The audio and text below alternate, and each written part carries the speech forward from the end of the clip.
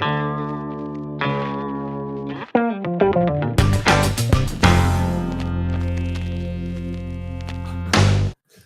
says Greg has entered the chat. It goes now regarding. All right. So, collective consciousness. Collective consciousness is the set of shared beliefs, ideas, and moral attitudes which operate as a unifying force within society. This term was introduced by French sociologist Emile Durkheim. It is the Division of Labor Society in 1893. So what were you saying about it before? You said you can lay out a scientific case for it? Yeah. Okay. Well, so pretty much... Lay down the background, though. All right.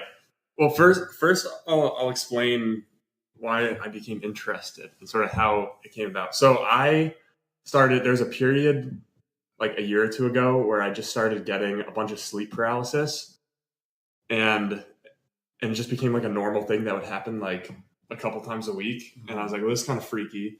Well, then I started to get used to it. And I was like, well, maybe I can see some like signals in my sleep. Like maybe there's something like trying to contact me through sleep paralysis. Cause I kept seeing like these messages or signs. And I was like, okay, well, that's interesting. So one of the first times I had collective conscious was like the one night I was back home in Connecticut for like during like Thanksgiving or something. And I was sleeping in my bed. And I just woke up with sleep paralysis. And like, you can't move, you can't do anything, but your eyes are like open and like locked on something. And I was looking right above my window and I saw this demon figure there and it was just sitting there, not doing anything. I was like, well, that's really creepy. Then it went away. And then like the next year I came back to my house for like Thanksgiving again, woke up with sleep paralysis again. There's that same demon there right above my window, but this time its chest burst open and this gold light came out and just started displaying this really long set of numbers and letters, almost like alien figures that just like get displayed and like that you'd see in like a movie where numbers and letters are going around crazy. And I started reciting these out loud, like at like light speed, just like actually talking, like audibly talking. And the last ones I saw that I remember were 2115H. And so I was like, oh, that's kind of cool. That's like a sign. Like that's like a code. That's got to come up at some point. So I remembered that 2115H. And so then like last year I started getting more sleep paralysis back at school. And so I started keeping track of the different things the different like codes I would get. And so I got some things like, so you always see numbers, you're saying? Well, no. So it's different. It's usually, I mean, with sleep paralysis, you usually see like a demon. Yeah, or something. I've had that before. Yeah. I've had that before. And it feels like, I don't know, the way I describe it for me is that I feel like there's like a weight on me. Yeah, no, that's like a common thing. You're just kind of like pinned down. Like, like Thor's hammer, like nobody can lift it. You're just stuck. That's like, that's what, so like underneath you can't move, but like you start seeing kind of like hallucinations. So it's pretty much like you've like come aware of things and like your eyes are open and you're like aware of things happening, but your body hasn't like woken up yet. So like your mind is awake, but like your body isn't. So like you don't have the ability to move. Yeah, so you don't act out your dreams, I'm pretty sure. Yeah. So you don't like harm yourself in your dreams. Yeah, but then what happens is when you're in that state, your like amygdala or something just starts like firing really rapidly, which like triggers like a fear response. So even though there's like nothing going on, your heart starts like beating faster and you just become like scared. And so when you're like scared like that, you sort of create scary images. So you often see like demons and stuff, and it's usually just like my towel that's hanging on the door, but it creates like this detailed. It's like when you're a kid and you're afraid of the dark or something. There's a monster in the closet. It's that same type of feeling. At least that's what I get when I feel it. That's really weird though. Would you say that most people who have this see demons? I think so. Yeah, I think it's pretty generally reported. But so it's based on your own fears, I'm assuming. Yeah, like, probably. So and like I feel like so like demons in everyday life, they're not real, right? Yeah. It feels real though. I know, but that's what I'm saying. Like something like that, we know it's real. Like we know it's just like a fiction that people created to get us scared. We know it's not real. But then when you have your brain has to create something to like, I guess, rationalize the fear or whatever, it's weird how it goes to that for most people, like a demon.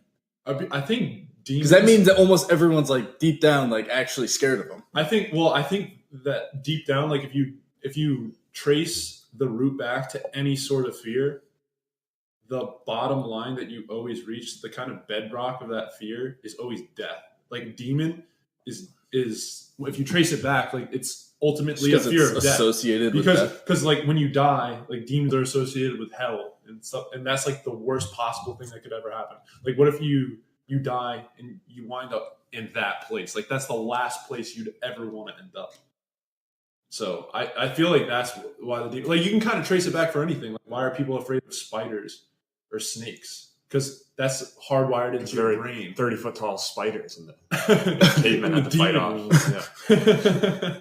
No, but like you could like those type of things killed plenty of humans when we were, going around like scattering. But like people who are actually scared of snakes and spiders, I feel like it's not as bad as what. Oh no. Like I would say half of people maybe are like actually terrified of that stuff, if not less. Yeah, probably less. But you're right.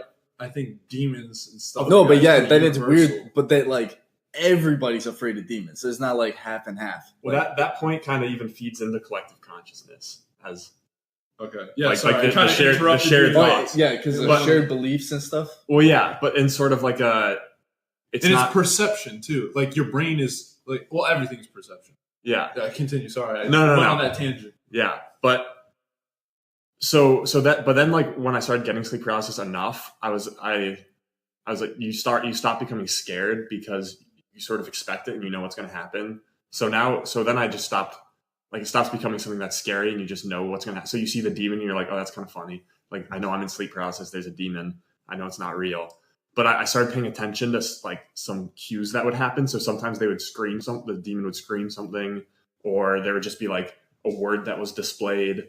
And so there are random things like Zorax, Xorax, that I've been looking out for. And then Spathus, Spathus. Those were other different signals I got. And then another random one was about, and I had no idea, like I wasn't thinking about this, but it was September 11th, like the night of September 10th. So like probably like 3 a.m. on September 11th that I woke up with sleep paralysis and I saw the image of George H.W. Bush go across my vision. And then I woke up the next day and I was telling my roommate about the latest sleep paralysis I had because I kept updating him on them. And then later in the day, I realized it was September 11th. And I was like, well, why did I have a one of the George Bush's sleep paralysis as my demon on 9/11? So I was like, well, that's weird. But then I just started thinking like, okay, and it was mostly started as a joke. I was like, oh, what if there are like these signals that I'm getting sent? And it still kind of is a little bit like a joke to an extent, but you start like realizing things. And so I kept keeping track of the signals, and I was like, let me just try to like figure out what all this means. So I just started like drawing like these weird diagrams with like different connections, and like it looked like tentacles like coming off of like in detective shows when they run the strings. But it started out as like different levels of like consciousness, and that like different people occupied like different tiers of consciousness, and that there was ultimately like one central thing at the top, which you could almost envision as like God, and then it branches off into like these subsets, which, and then those so like the top subset or the top set creates all the other reality, like a different level of reality, and then within that reality, the things that occupy that reality then create more subsets that then just break off. And I was like going down all these things, and I was like, all right, well, I guess what I really want to get after is like everything is like connected somehow. Yeah. Like I'm receiving these signals from something is like giving me these signals. So I was like, why don't I call it like collective conscious? And so I came up with that term, and then I Googled it, and it turned out to be like an actual thing. So that's also kind of collective conscious, because like, why did I call it the same thing? And so I started like looking it up and stuff. And pretty much like my interpretation of it is that there's something that sort of connects everything. And so the way you can kind of scientifically explain it is, imagine like a field that, like, I don't know if it's like the Higgs field, but something that gives matter like mass, because matter just exists, but then there's a field that runs through everything that attributes it mass. And that's like, I don't know if that's the Higgs field, but it's something like that. There's like a field that runs through everything that does that. So the idea you could have behind that is, okay, then maybe there's this field of like consciousness that runs through everything, and different structures and organizations of matter are able to access that more, which is why like more complicated organizations of like cells and structures are able to pick up on some of this consciousness, and why we're able to be somewhat aware we're of our more consciousness self-aware than any than other. like a rock. Yeah, But like maybe a rock does have this running through it. It just can't. at some other level though, some Yeah. other frequency Yeah. is running through the rock. Exactly. And so everything kind of contributes to this. And so that then in some sense, everything is kind of connected in a way through this field, which is why when something happens somewhere completely unrelated to something else, like it seems to be like connected, or you just like think of things and then they suddenly appear. Well, that's like quantum entanglement. Yeah. Like quantum entanglement, from what I understand from it, and I don't understand very much, but like one particle on the opposite end of the universe can change, and the entangled particle changes not like in relation to it, but like exactly at the same time. Yeah. Like there's no delay at all. But like what's running through both that causes that? And I think that's been proven. Yeah. But I mean, there's obviously something like what you were talking. What were you talking about before? What's it called? Higgs field or something? Yeah. Something that is relating those two together that we just haven't figured out. Yeah. Yet. But like, But it's definitely hidden somewhere. well, I just thought of an analogy like in the past 5 minutes that I think kind of makes sense in that.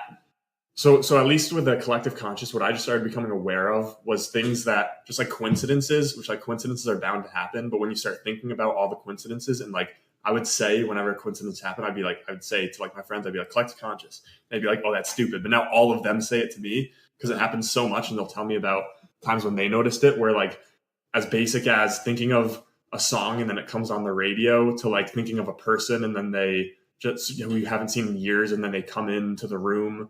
Just like you meet them randomly in a coffee shop, or like us when we were just like randomly out on the street in Boston and hadn't talked in like a year. Yeah, we just and then we just into like each other. ran into each other. Just like things that like maybe you're not actively thinking about it, but there's something like subconsciously that is being like drawn together. So you can think of it kind of like the analogy I just thought of was like with gravity. So with like the or magnetism. yeah, well, so like with like Yeah. the Higgs field that attributes gravity, or that attributes like mass to part to like Objects. matter,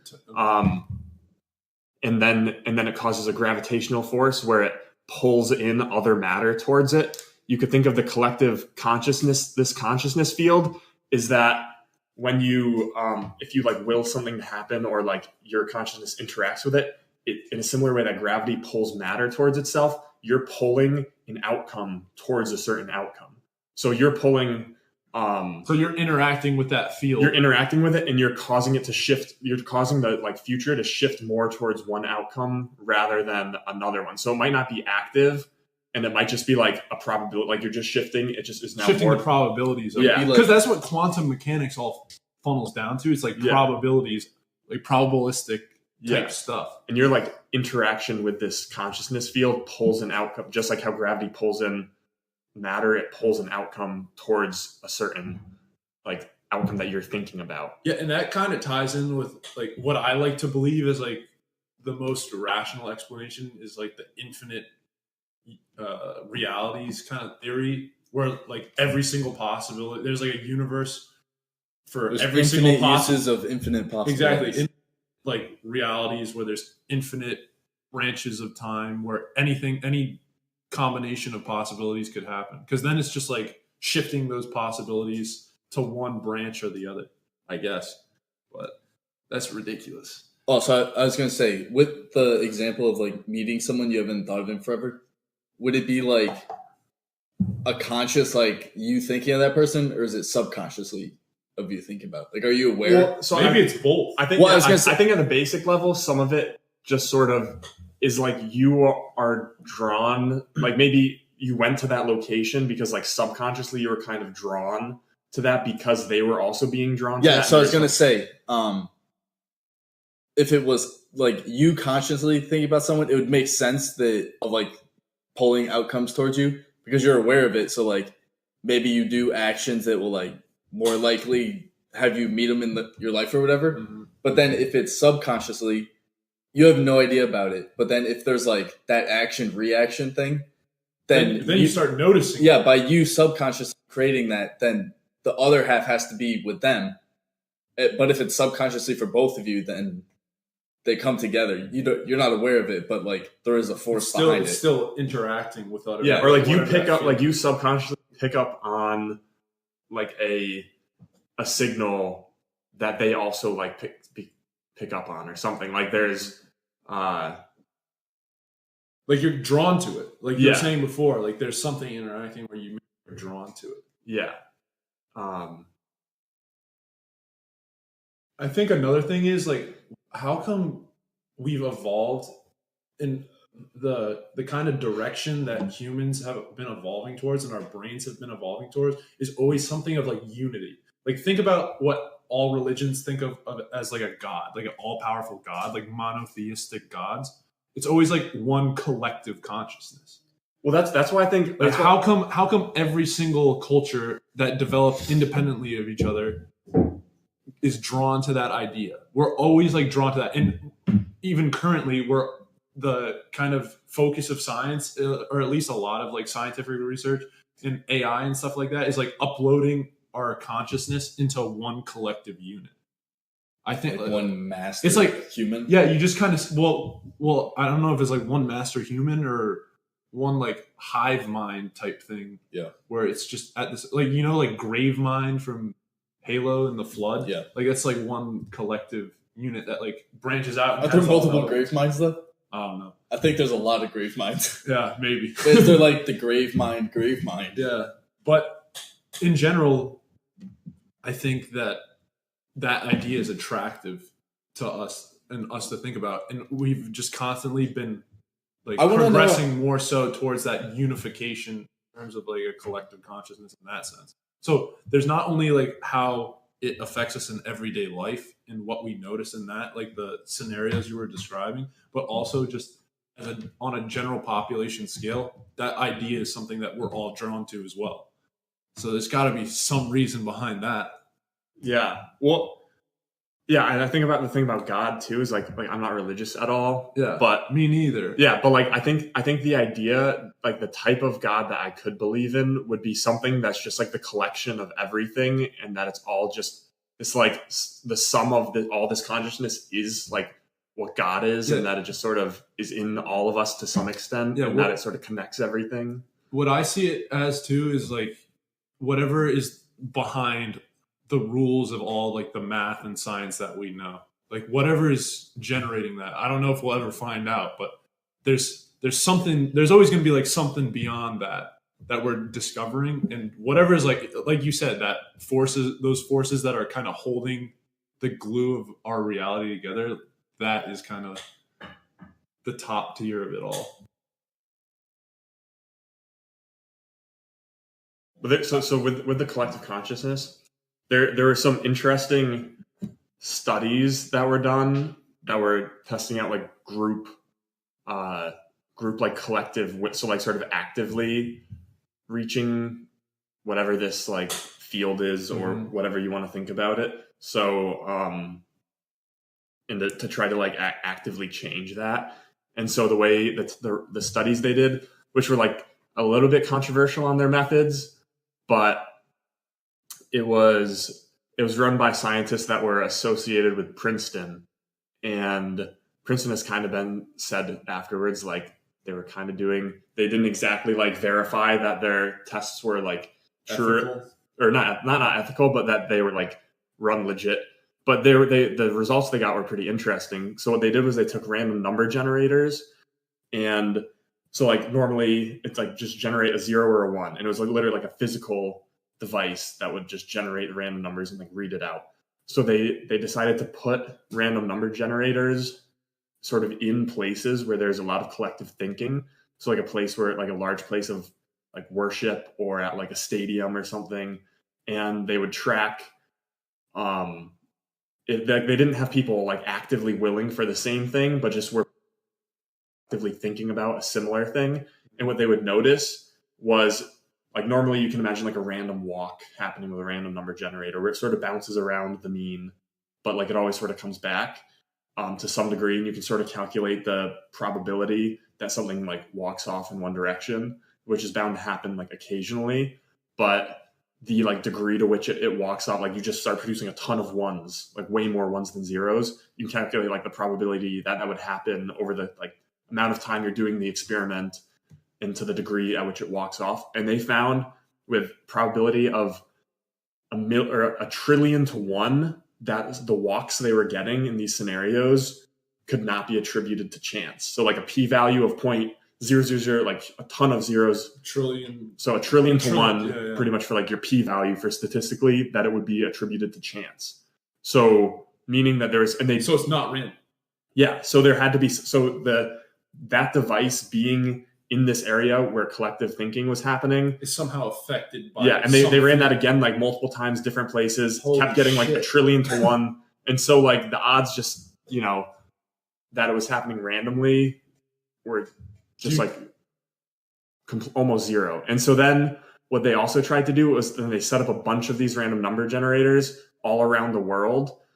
And they tracked like over the course of like 10 years, major world events. So things like, like a mass shooting or an earthquake or royal wedding or like 9/11, things like that. And it's kind of creepy because again, with like a trillion to 1 odds, you just get these spikes on like all these major things. And you look at the background noise, you look at like September of 2001, it's nothing, completely flat. 9/11, the random number generator spikes off to like 100 times the normal background that you don't see like any other time, like ever. And just like 9/11. It's like, okay, maybe that happens sometimes, but this happens for like a lot of the different major events. Wow. And like, so there's some question is like, okay, well, you can kind of pick and choose some of the events you want to look at and ignore, but it's still kind of creepy, like looking at like 9/11, 2001, and you just get this huge spike of like, because the idea is that all people, like a lot of people around the world are then collectively thinking about something, and that somehow influences these random number generators. Do you know what those studies are called? It was run at like Princeton. I know it was run, well. I just want to look. Yeah, like by Princeton, but it's something I want to read up on that later. Princeton Collective Consciousness Studies. Yeah, and Princeton, I think, has kind of like removed themselves from it. Global Consciousness Project. But it was pretty interesting to like put like at least some type of scientific thing that global conscious. Yeah, I'm definitely gonna read up on that.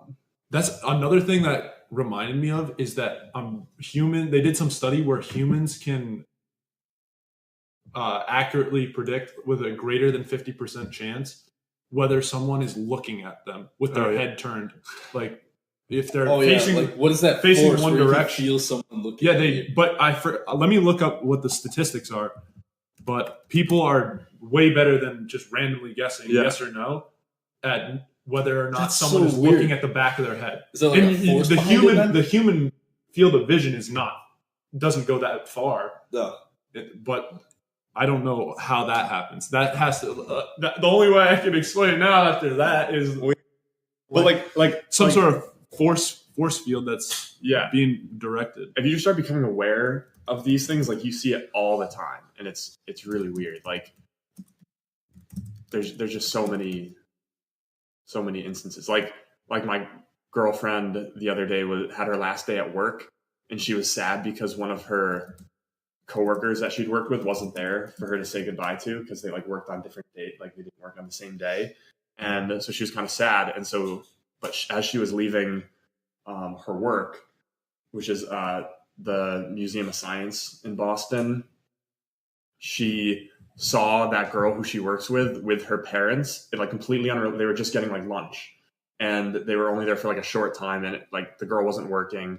They were just randomly getting lunch outside. And so she ran into her, and it's like, but she was like thinking about this girl and was like sad that she wasn't seeing her. And then like, so I mean, there's just like weird coincidences where like, yeah, that happens just through coincidence, but it like if you become aware of that kind of stuff and like keep track of them, it happens like way too often for there not to be something. Yeah, I've heard like plenty of stories too of people who like are going abroad and they see someone that they went to elementary school with in this like some remote part of the world, that they haven't seen forever.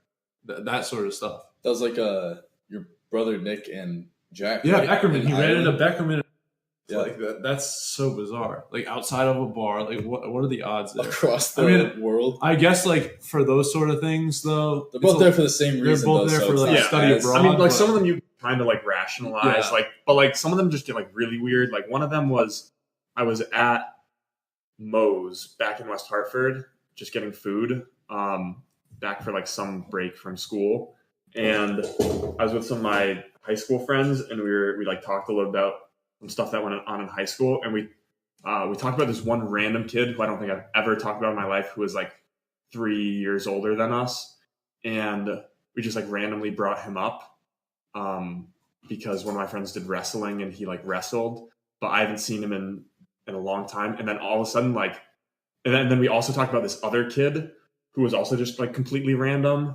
And so then like 5 minutes later, this kid who I haven't seen in the longest time, who's like the only person we talked about since we got to Moe's, he shows up into Moe's, and we all like looked at each other. I We're would like, have ran. not only did he show up, the other kid who we only talked about, these two kids who I would never have any reason to talk about, this kid comes in, starts talking to us, and brings up the other kid who we had been talking about, just unprompted. Like we didn't even have, like we hadn't even talked yet. He just brings up information about, and I didn't even know this kid knew the other kid. And it was like, it's just things like that happen, and you just notice them, and you're like, yeah, there's some coincidence. Like, okay, we're both from West Hartford. Like, he's showing up to get lunch somewhere. You know, we It's just like a happen to be popular talking about lunch him, spot. but then he brings up like the other kid. Like, there's Yeah. just, and you notice a lot of this. It just makes you like, and I don't necessarily like believe that there's this collective consciousness thing, but I think it's just an interesting thing to think about, that like this could, like, if I mean, there's got to be forces out there that we have no clue about Yeah. because we can't detect it yeah, with our current technologies and scientific. Like we're limited just by what the science is currently. But I feel like, I mean, they didn't know that atoms existed 100 years ago. Yeah. They didn't know that like bacteria existed 100 years ago. They couldn't see that sort of stuff. So in 100 years, this might be just as trivial to future humans. Another reason I would want to live forever. Yeah. You could find out like what everything is in the universe. That'd be so cool. But then you're like left alone for the rest of eternity. Yeah, In some darkness. asteroid hits the Earth. Yeah. You're just Some like floating asteroid around. hits you, Ooh, but man. you're still Painful. That would be not. Yeah, this is what I was talking about. The psychic staring effect, sometimes called what does that say? Scopisthesia. Supposed. Yeah, I think. What is it? I want to see what I can't find the percentage. Oh, okay. Here we go. Subject answers were correct. 50.2. Well, this one says 74%. I don't know how many studies have been done, but I think the average is greater. It's greater than 50%. Like regularly, they've done the study, and it's greater than 50-50. So, but you There's would something expect going on. 50-50, right? yeah, you'd expect 50-50. But what deviation is considered like substantial? Like it just depends on like your 50.5? sample number. Yeah, it depends. On I mean, the it could be sample number. 50, or like if you do it 100 times, like maybe 52%. Yeah. Like it's significant. Yeah, it depends on that. I think it's. Did it say anything about collective consciousness in here? Journal of Consciousness Studies. Journal of Consciousness. That was 53%. Whatever it is, though, it's Yeah. like, yeah, the sixth sense. Like that's a concept that's been around too. Sixth sense. Like, Yeah. and also animals. There's animals that can out there that have other sensory organs, like sharks can sense electromagnetic fields. Like there's so much stuff out there that we can't detect, but other animals can. If we tap into that, maybe that we'll be able to figure out something else. Break through where we were stuck. Yeah. I think a lot of it comes like maybe subconsciously and just like picking up on things and like, And humans are hardwired to recognize too. yeah.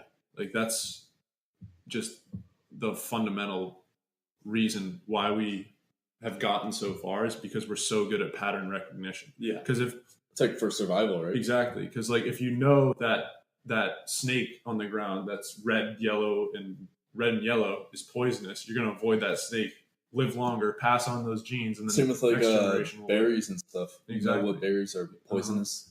That's something that always boggles my mind is the early humans. Think about how much stuff they knew. Like they weren't thinking about math, science like we were, but they knew probably thousands of different types of trees and plants that they couldn't eat. Yeah. They knew how to, all this sort of stuff that would keep them alive. Like which plants you need to boil before you eat it, or all these different like methods of preparation so you wouldn't get sick. All the herbal remedies and plant remedies to treat infections and illnesses and all that. It's pretty crazy.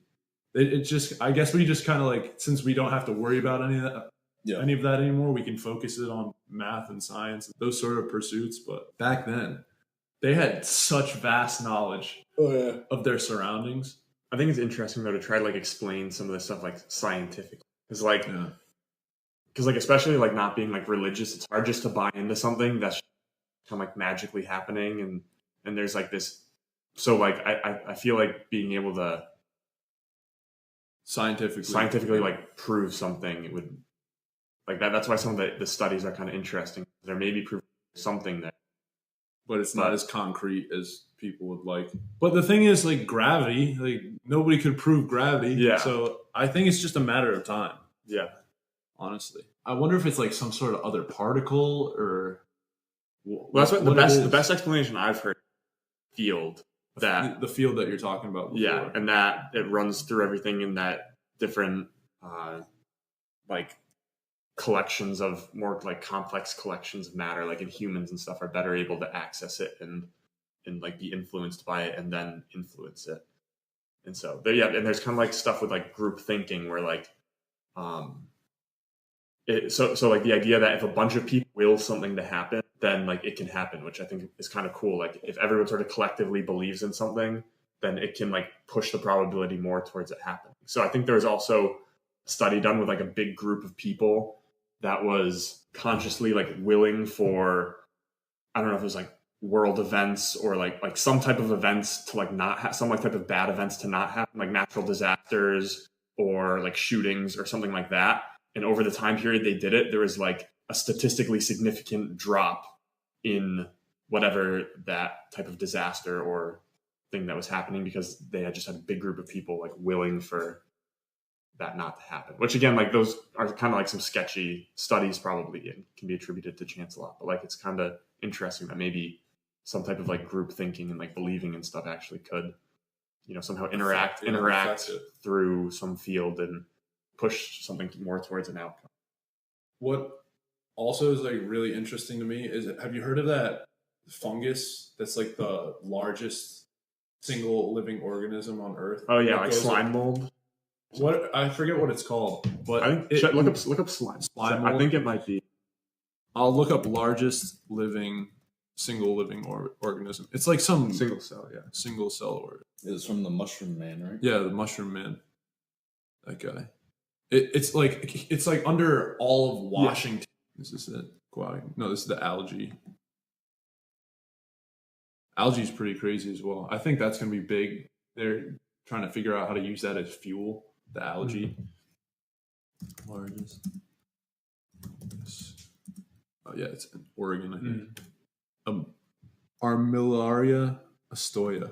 3.4 square miles. Oh, yeah, but it runs like the mushrooms are dispersal. That's like the reproductive Spores. organ.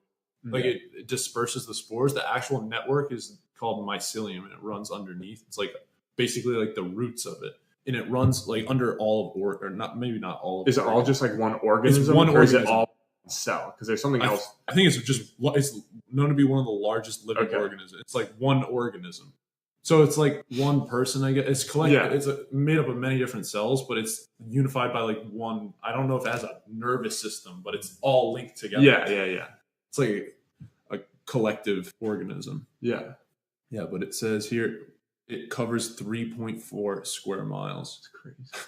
The humongous fungus grows and spreads primarily underground, and the bulk of the organism lies in the ground out of sight, invisible on the surface. Yeah.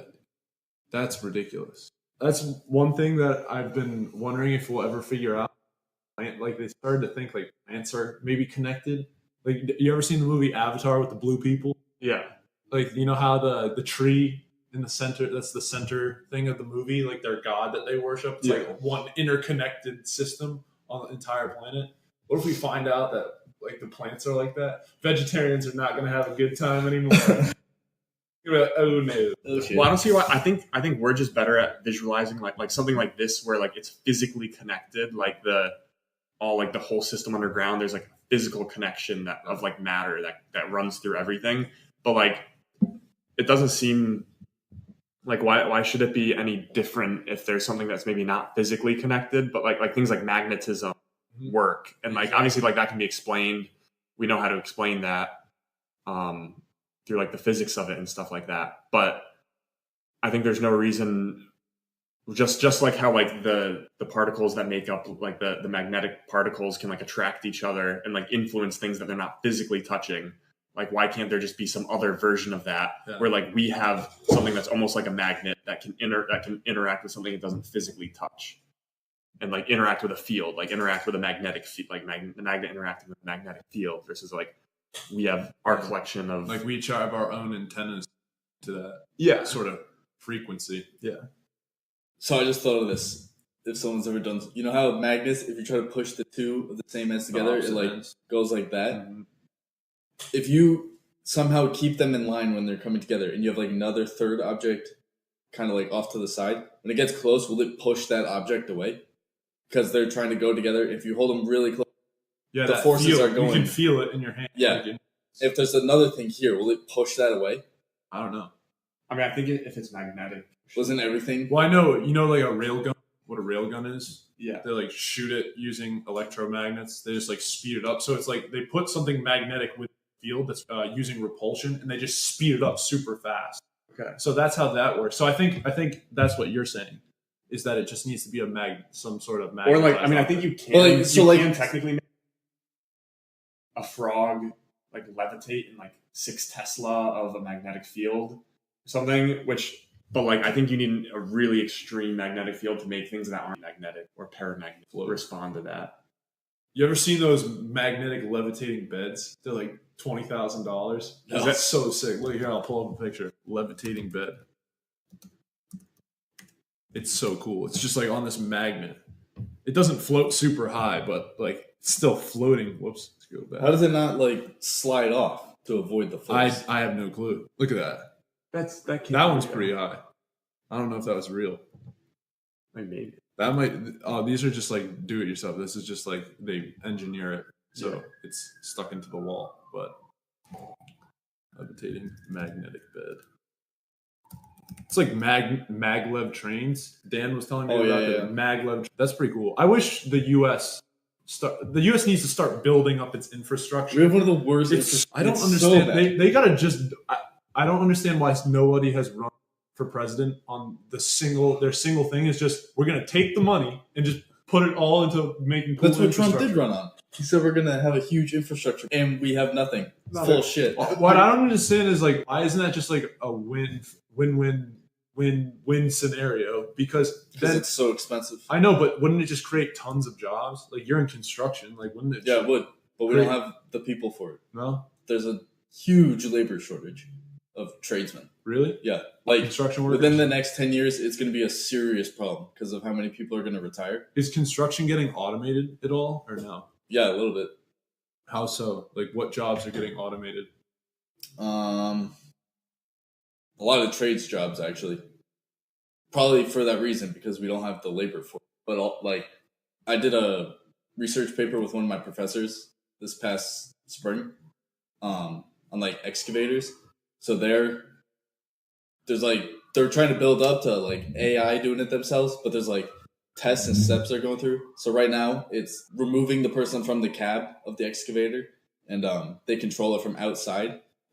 And then a step above that is like from a remote location. So I just saw a video on Reddit actually of some guy who was sitting in like a chair in Germany, I think, controlling one in South Korea, and he has like a huge like 4-screen display in front of him, and he's sitting in like a mock cabin. So it's like all the same controls and stuff, but Okay. he's like seeing where it is like On the halfway screens. across the world. Yeah, controlling Wow. it. But they said a big problem with that is I think the latency. Yeah, that's what I'd see as being an issue because like that could cause some. So I saw problems. that latency is an issue. Another study I saw was a network they were using where latency wasn't an issue. Like it was so low, humans can't detect it or whatever. But I think the 5G network, when that like becomes the size that it should be, then that's going to help because of how much more data you can transfer and how much faster it is. That like stuff like that is more possible. And then the last thing is just full AI automation. of everything. Yeah. Yeah. But that's like That's a ways it's away. real far away. Yeah, I think the next coolest thing that'll happen though, like In construction? yeah, is when workers start wearing exoskeletons. Oh, that So would they be can pretty do cool. so they're like super efficient, like you're not tired, like you can just fly around all day. Mhm. That's gonna be so cool. Have you seen that movie by the guy who District 9? What's it called? It's got Matt Damon in it. Elysium. Got like exosuits and stuff. That's Mhm. how I imagine it looking. It's like Oh, and then I think of Boston Dynamics, you know all their crazy shit they do. I don't know if it's Boston Dynamics. yeah. Boston Dynamics are the ones that make those little robots. Yeah, like So look those at this. little Look at this. robots. Hold on. I don't know if it was Boston Dynamics that did it or a company like them, but there's like things like that go around like job sites and you like tell it what tool or whatever you need and it knows where to go, what tool to get, and it'll bring it back to you. That's pretty cool. Yeah, this is what I'm talking about. Like, Yeah, something like just that. get like this exoskeleton. Yeah. Yeah. I feel like those are probably not too far off. No. Like that's I think the power is the only thing. You just have to either get a really dense battery or something a else. really long How- cable. So I was thinking, we can get it. I don't know what the physics and laws and restrictions are behind batteries. Like, if we can get one really small and you can fit a ton of energy into it, does it get really heavy? No, I think it gets really hot. I don't know. I don't know too much about batteries, but my old mate Alex, he works. He was like a mechanical engineer, but he did all of his co-ops and like battery storage and stuff like Yeah. that. I'd have to ask him. Check out. So Yeah. one of my professors started a company that works. So normal like lithium ion batteries and stuff. The way they work, there's like a liquid that's in there, Mhm. and you sort of just like separate charge, and it goes to different sides, and then like it goes back through like, the liquid. That's a horrible explanation, but one of the issues with that, like you've seen the videos of like Samsung phones and stuff that like Exploding. explode. Yeah, that's why you Super- can't bring super a lithium flammable. ion battery like- computer through the airport. Yeah, Fears of it exploding on the Yeah. plane.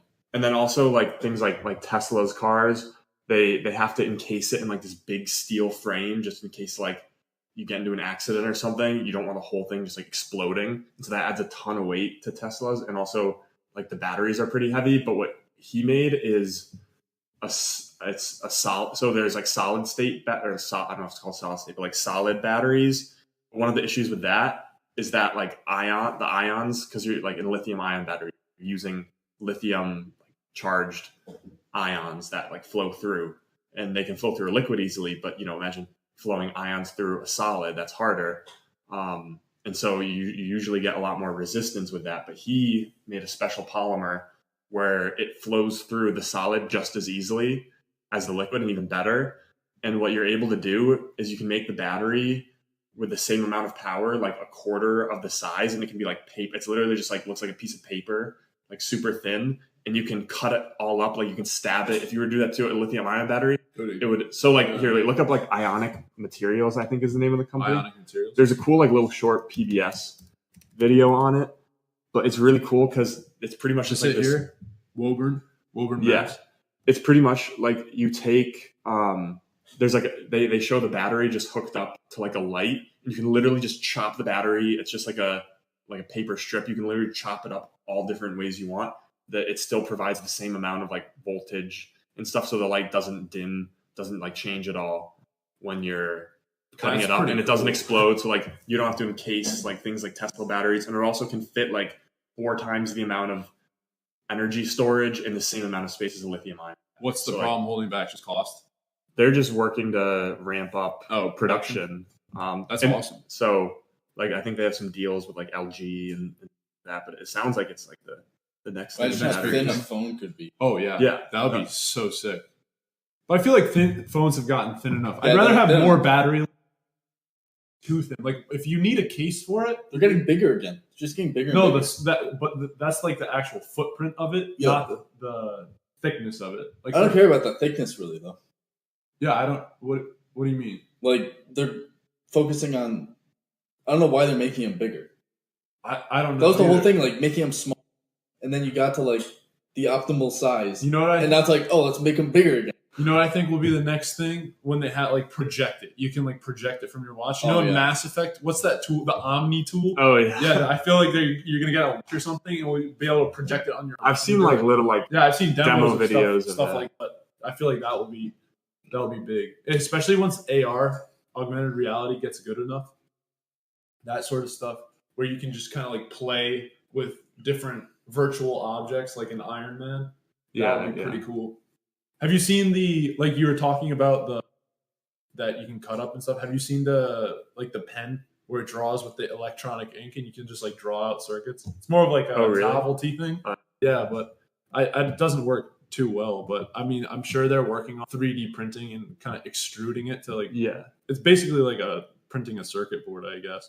But let me look up what is it? Magnetic ink pen. It's pretty cool. It's like a YouTube video. Oh no, that's pretty cool though too. Let me see if I can. Oh, do you know what electrostatic painting is? No. That's also really cool. So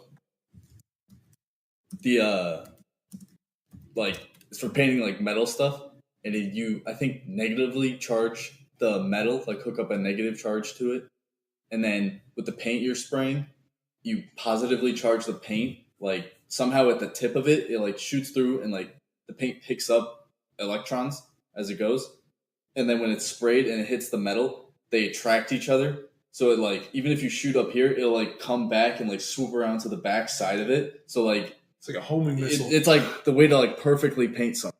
Do like cars and stuff. That's It's pretty like cool. really cool. Oh yeah, Is it here? that's probably a good. This video. one or the other I was one? looking at the middle one. Oh, but okay, either okay. one. Yeah, that's what I was thinking of, like spraying rails. Is it so? It's using construction and stuff. Yeah, Is that so you don't waste as much? Or yeah, I guess Okay. so. Less waste, like faster, more it's productive. really lagging. So it just wraps around essentially Yeah, because it attracts. So like you can paint the backside just by spraying the front. forward. That's pretty cool. Oh, you were telling me about the buildings before with Yeah. the fire escape and stuff like that. So when you're building like a skyscraper like that, I know that's not this type of stuff that you guys do, but like what is once you put in the foundation, put up like the support beams and stuff, what is like the next step? So it's like substructure. So like in Boston, I think I did a tour of that building freshman year the for one of my Bell classes. one? Yeah, and that was before anything was like above ground. And I think the piles had to be like they dug out like a column like this size, I think, of this table, all the way So down. what would you say that is? It's probably like 3 by 3 by 3? Yeah. So like it may have been even bigger. And that's really cool. They use like slurry walls. So Oh, they we gotta dig get down. we gotta get the charger on this. So they dig down and they fill it with this like liquid slurry, and that way it doesn't collapse on itself. I'm pretty sure that's how it works. So they can dig real far down, like straight, without it collapsing on itself to get the columns or whatever in. And so I don't know how deep this one was, but it also showed the rebar cage on the side of it, and the thing was massive. So you do like that, and then you put the steel up, and then you probably frame the outside edges with either that's like all glass, so there's not much. You just like attach the glass frames to it or whatever. But like other buildings, you'll put like the studs on the side and then like start closing it back in, and then do all the interior stuff after. In skyscrapers, there's like a beam that runs through it that like flexes, right? It's like the whole thing. I thought It's there was not- like a center beam that's for like earthquakes or something. No, I'm just making that up. I've heard of that. Maybe it maybe, building. yeah, maybe it's that Is one. that the like Burj Dubai. Khalifa? Yeah. I think that's right. I think that has a centralized support somehow. Because that one, it's like three Because separate. the wind, right? Because it's like hit by the wind. Yeah. like, it flexes with it. Yeah, that's why it can be bigger at the bottom and then smaller at the top. Because if it was the same size all the way up, for a building that big, I think the wind would just, unless you had some crazy like flexible action in the structure.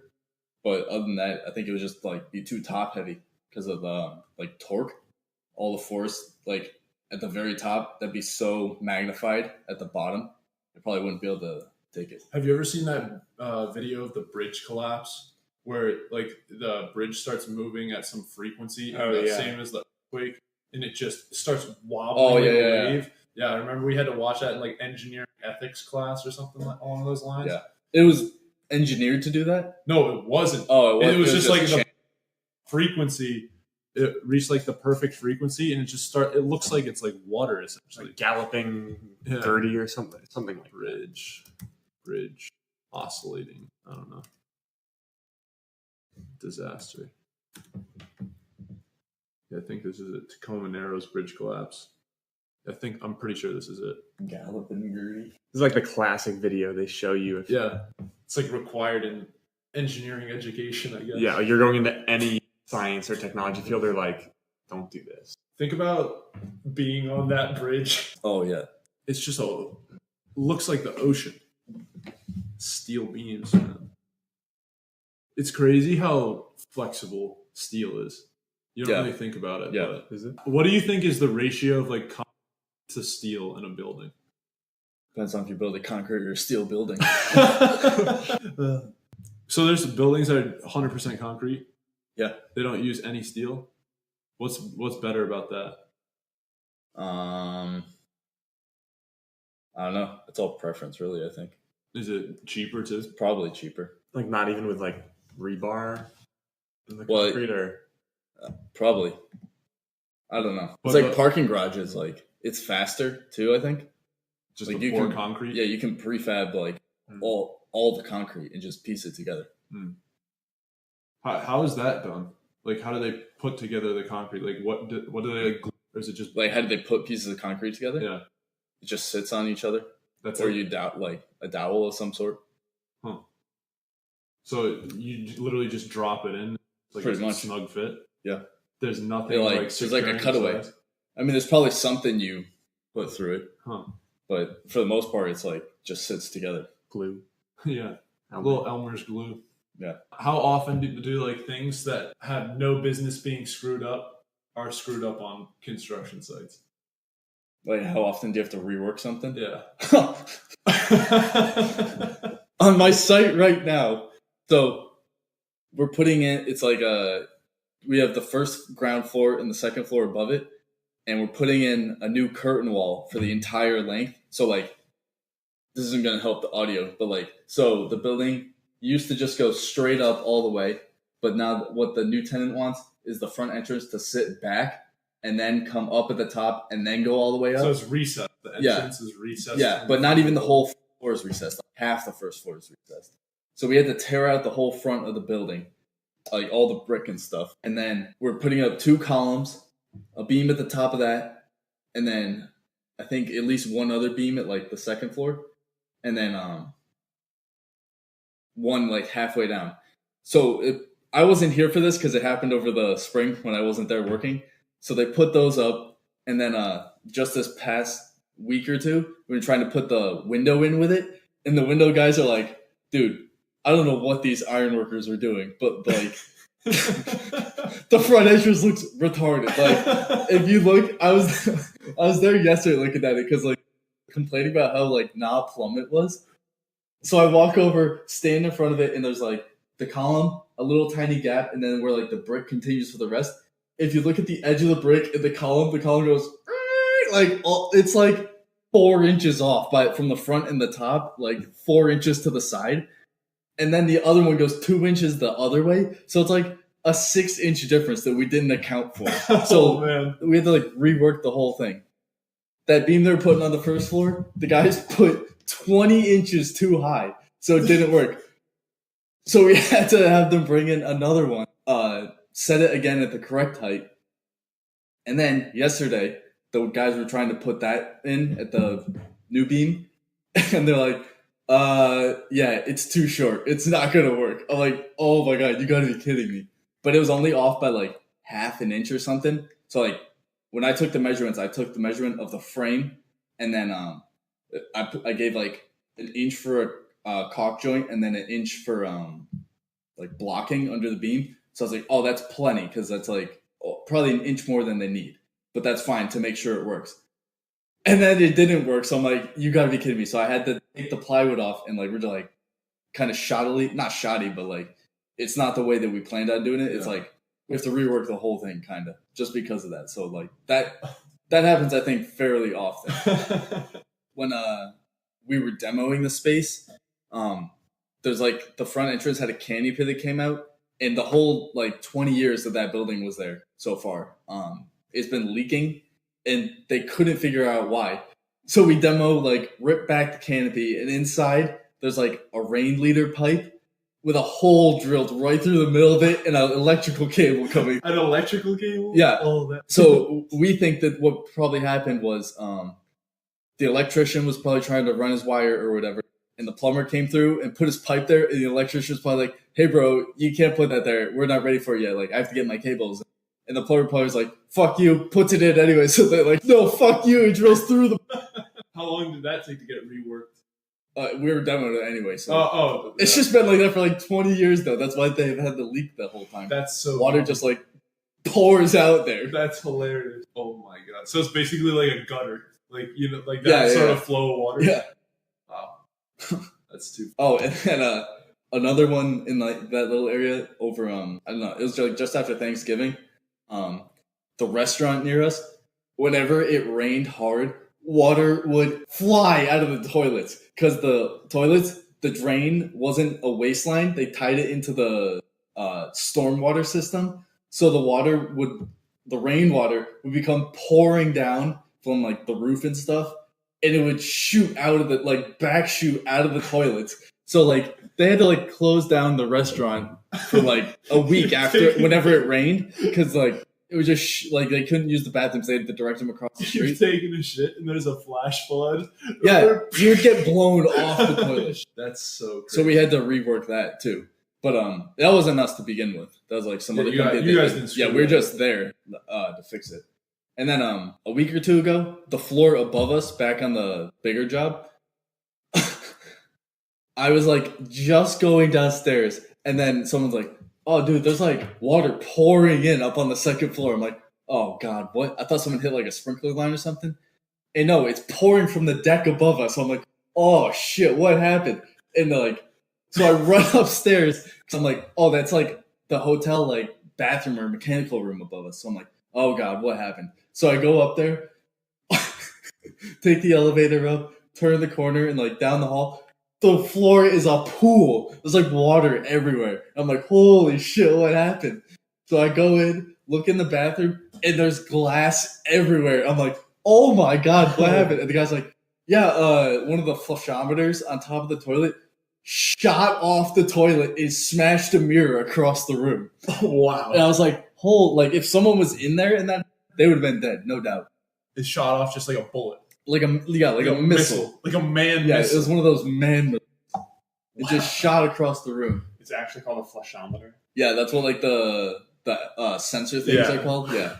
Flushometer. Sounds like an invention that Gru made up in Discovery. Vector. Oh yeah. Well, I think that's a pretty good stopping point. And on the oh yeah. Oh yeah. How long was that one? That one felt like our longest one. Oh, that was definitely the longest so far. Anyway, that's all, folks.